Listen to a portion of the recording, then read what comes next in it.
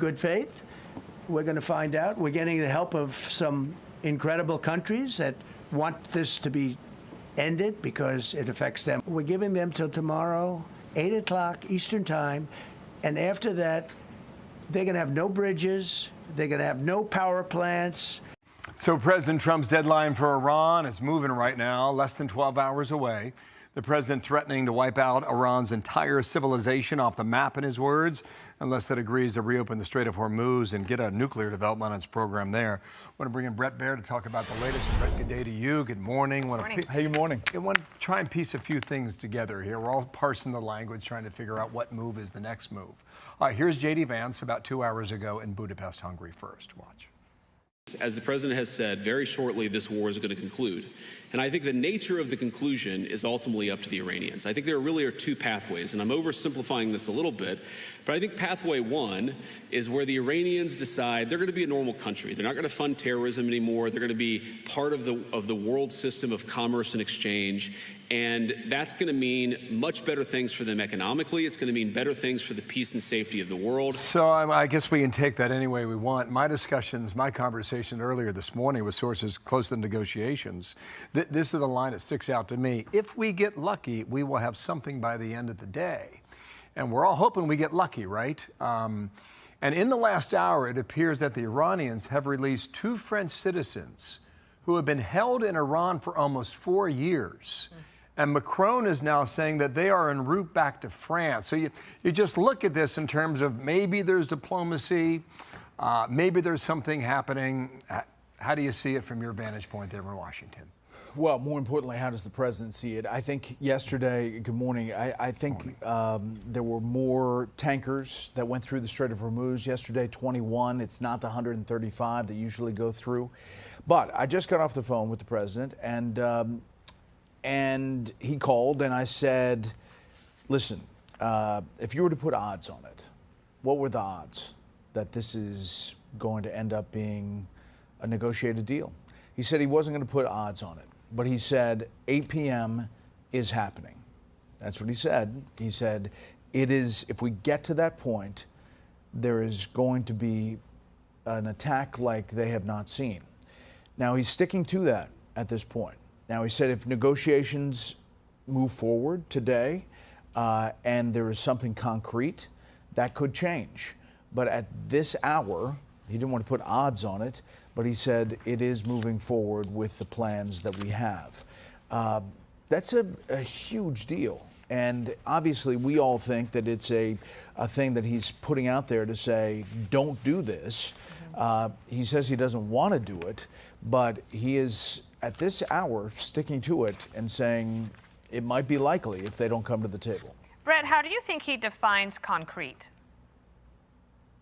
Good question, Dana.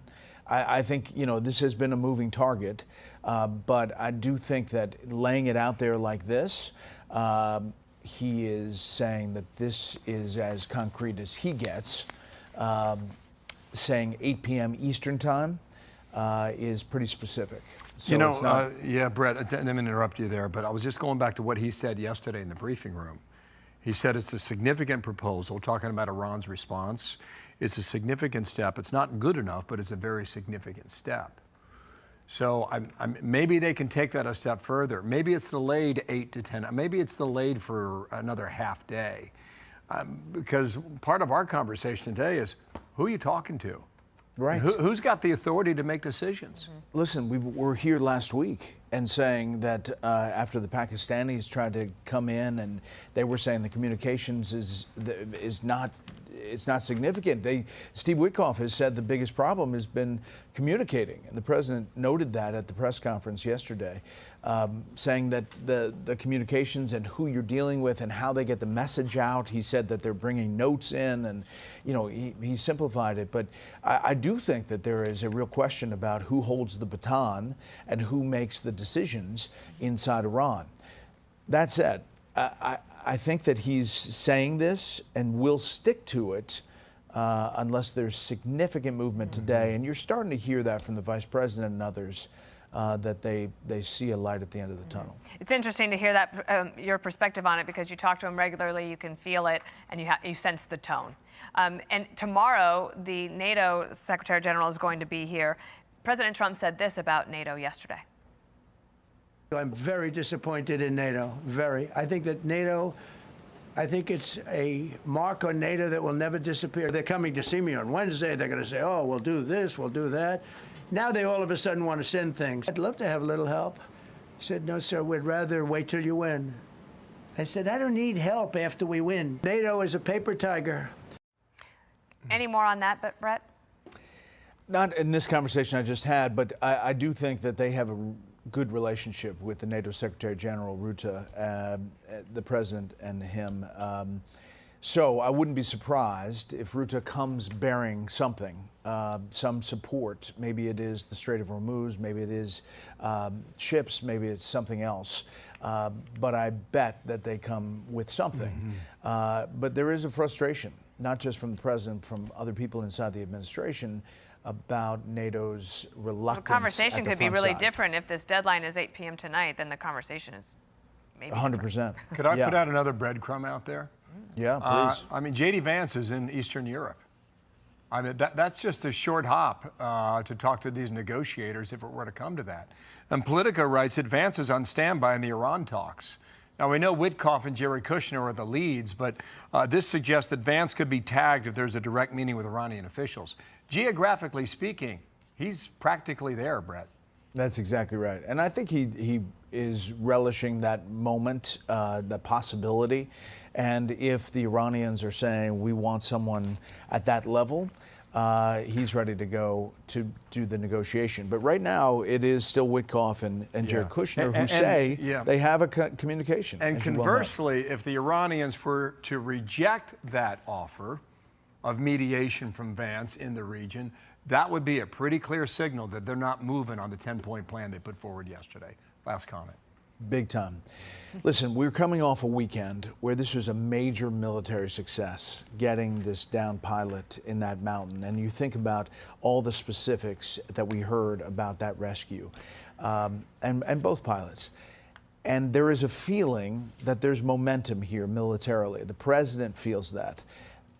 He is suggesting that he doesn't want to do what he said he's going to do, but I have a feeling that he's going to do it. If you get to 8 p.m. Eastern time. Okay, so we're just getting this right now. We were reporting 2 hours ago that they're indefinitely talking. Absolutely was the comment I got. Wall Street Journal is reporting right now that Iran has cut off the diplomacy with the United States. It's just one line. I don't have much more detail about that at all. But that's just crossing the wires right now. So, I mean, publicly, they've done that throughout, and still, we've had conversations with people inside the administration that say, here's what's happening, here's the communication, here's what's going on. So, you know, what's the public Iran and the private Iran? Don't know. I do know there's a deadline, and I have a feeling that it's going to be met. My source, we're absolutely in touch with Iran. We are absolutely, it's been productive. That was 2 hours ago. The fact that we have almost 800 military bases, and we can do all of the things that you just spoke to, right, without having to have the massive amount of presence that we have. I think we have to take a more strategic approach so we don't have to have as many troops in place. We can strengthen our bonds with our allies, sell actual equipment to our allies so they can be more self-efficient and self-sustaining. But I do advocate for having like responsiveness. I think that us taking a defensive stance from our military is the best way to do it, period, right? I don't think that we need to be in a position where we're going on offensive strikes. I think that it's better to bolster our military from a defensive stand and make sure that we can respond in kind. And of course, if there's preemptive strikes and stuff like that we need to do, then yes. But like, I think all of that can be done with a reduction of overwhelming military force that we have in all different areas. So when you mean like U.S. global presence, you are entirely mean like military presence? Because I believe in like soft power as well. It's a little misleading. It's done intentionally, but I believe like we really need to focus on soft power. Like, I think the fact that U.S. aid was cut and that we don't do as much as we did prior with soft power is a huge issue, and we have to address that, and we have to get back to ensuring that we can, affect things on the global stage without waving our stick at it, Oh yeah, no, I'm also a big advocate of soft power. I think one of the first actions, I was very pissed when Donald J. Trump got rid of the U.S. aid, because I knew about the impacts, because I do Model UN and stuff. Soft power is very important. So I completely understand what you mean. I guess when I read the title, I agree with almost every other thing. When I saw that, I'm like, wait, global presence. Wait a second. Yeah. It's meant to kind of grab you and bring you in for a debate. So yeah. Oh, okay. I guess when it comes to, let me just move on to military then. I guess when it comes to military, what do you mean by scale back military bases? And also what do you mean very strategic? What does that look like, I guess? Well, I mean, again, we have 750 to 800 military bases around the world in every country. There's no other country that does that, right? And I think us having that position has perpetuated military conflicts around the world. And so I think that, again, I think there's a strategic approach that would have to be taken with, people much smarter than myself, to determine how much force we need in what area when it comes to our allies. But I don't think that there needs to be multiple military bases in every country and things along those lines. So scaling it back would be reducing the amount of troops that we send to other countries, whether it's passing off current U.S. military bases to our allies and allowing them to operate those bases, and we have a small U.S. force there, or additional equipment, things like that. Okay. I don't know. I think I kind of would maybe disagree with saying no other country does that. Maybe on per scale, you're probably right based on scale. But when it comes to just military bases overall, I disagree with that. Because several of our allies does the very same thing. And I guess when it comes to having multiple military bases in one area, some of these military bases, if I believe it or not, count as either an army military bases, but also air bases. I know Turkey, for example, they have a nuclear base there, and they also have a big airfield there. And those count as two independent military bases. So are you aware of any redundant ones we've had? And also another question, just to add on to this, and then I guess I'll let you talk, is do you know have any countries attacked us simply for having military bases in their area, or a country next to them?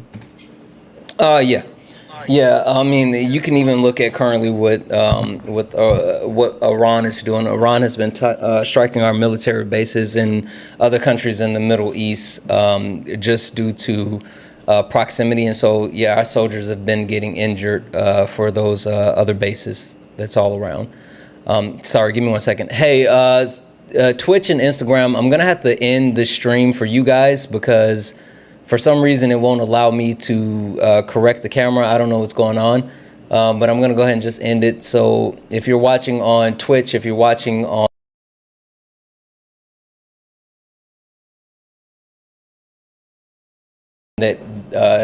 that side, because it's being weird. So sorry, guys. Anyway, yeah. So Iran has done that, but that's been a common practice for multiple countries whenever there's some type of conflict, where they'll strike our military bases in other countries because, of course, it's not advantageous for them to strike military bases within the U.S. I mean, I think I kind of don't like the Iranian example. I mean, I know there's way more bases, I think, in South Korea, Japan, Germany. We have, I think, 100 bases in Germany alone. I would, I guess, feel more beneficial, where we get rid of some of the ones there and outsource them more into the Middle East. Sure, we did attack Iran. The Iranian war I condemn fully.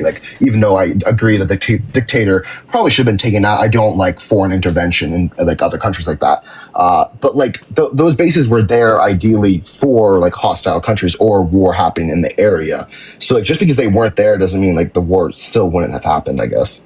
Yeah, and again, I mean, I'm not advocating for a specific basis to be shut down. Okay. Again, like I said, that would go to someone much smarter than myself, but also someone who has an understanding of the current strategic need. I just know that, like, again, we don't need to be overwhelming forces in every single place.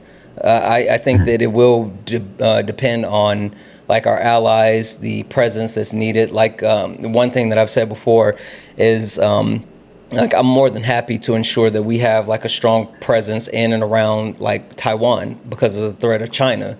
So, like, it's going to differ depending on where it is, but I'm not advocating for anything specific, just an overall reduction. Oh, so you're just advocating for like the simple belief of reducing military bases. Yeah, and then everything else after that can be negotiated. Oh, okay. Well, I guess I have nothing to debate against. Okay. Thank you for having me. All right. Thank you.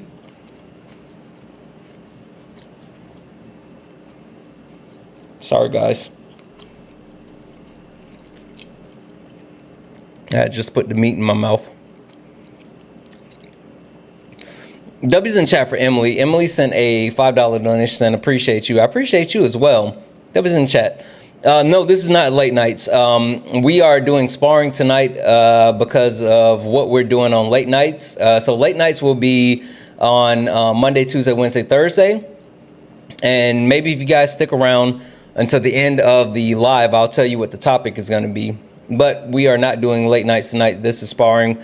But we will be back for late nights starting tomorrow evening. Only request up if you're a Trump supporter or disagree with anything on the background. We're only looking for some debates. Hi, are you a Trump supporter or disagree with something on the background? Hello there. Hello there. Are you a Trump supporter or disagree with something on the background? Let's say I used to be a Trump supporter until right now I don't support Trump anymore. I mean, if you want to hear me out, that is why I don't support Trump now. No, I mean, I don't really care about why or why not. Do you disagree with something on the background? Well, there's something I should disagree. Only one. I agree with the other thing, but there's one thing I don't agree with. Remove us from global presence, as in remove the United States. As much as I understand that the United States needs to be removed, you guys are still important because you essentially have the military infrastructure and other stuff. Philippines, sir. Okay. I'm gonna drop you down, but like I just talked to the last guy about it. Did you hear what I was saying to him? No, I recently joined the live. Okay. I'm gonna drop you down. Keep listening. I promise you it's not what you think. But I'll drop you down. So why I disagree on... Only request up if you're a Trump supporter or disagree with anything on the background. We're only looking for some debates. Also, make sure that you are an American citizen. Please and thank you. Hi, are you a Trump supporter or disagree with something on the background? Hi, are you a Trump supporter or disagree with something on the background? Sandra? Oh, I was just listening. Okay. How are you doing this? How was your Easter? Good, good. Good. Did you get a chance? Just another day, but it was good. I know. Listen, any day above ground is a good day. Amen. Listen. Amen. No, just listening to your show. Actually, you were in the kitchen and I was in the living room. Oh, why'd you leave me in the kitchen? Because I had to plug you in. Okay. All right. Well, you know what, Sandra? I was getting ready to be like, I'm done with this. But since you listen, I guess I'll keep debating a little while longer. Okay, good. Very interesting. Yeah, they've been horrible this evening. Like they're I know. I was listening to some of the people came up. How foolish. Yeah. I like the young man. I tried to talk to him, but I guess you can't have. Thank you for the roses. You can't have every conversation with everyone. So. Yeah.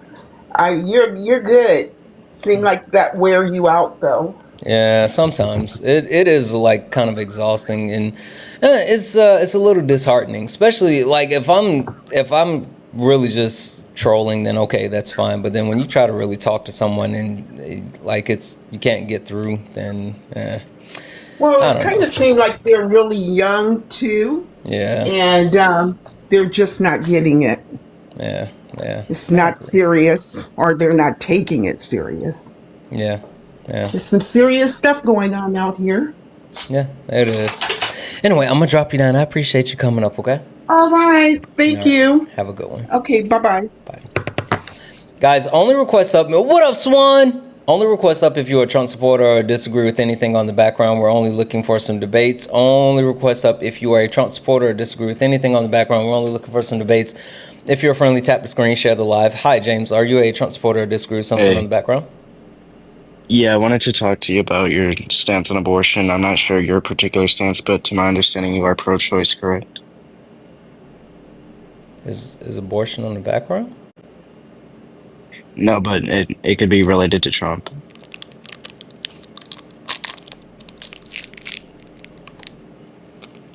Why do you want to talk about abortion? I think it's an important subject in our country right now. Why? Because obviously, if it's morally wrong, I think we should have some sort of restrictions on it. But I'm more want to make a moral argument, not a legal argument. Morals are subjective. Okay, that's fine. You can hold to that position and believe that abortion is wrong. So, you think that, would it be fair to say, since it goes against your morals, then you would be willing to do like anything within like the realm of legality to ensure that it doesn't happen? I mean, I'm not trying to make an argument even necessarily from a legal perspective. I'm just trying to say, No, I'm make just a trying to moral understand, like, if it's morally, if it goes against your morals, would you be willing if there was, like, let's say, because most people who disagree with abortion think that there should be like abortion bans because of morality. Would you support, or at the very least, if there was an abortion ban that was put in place, would you be okay with it? Excuse me. I would be in favor of it, yes. Okay. Would you allow any type of exceptions, like life of the murder, rape, incest? I think in some cases, life of the mother, yes, that would be an exception. But as far as other ones, no. I mean, would you like to hear my position and you could critique it from there, or vice versa? No, thank you. But I think I have something that you may like better, right? Because you seem like an outstanding young man. How old are you, James? I'm 18. 18? I remember 18. It was back when my knees was good. Like, whew, man. Anyway, hey, James, just to verify as well, though, how many uteruses do you have? I have 0. Yeah, I got 0 too. Last time I checked. Yeah. I've been thinking about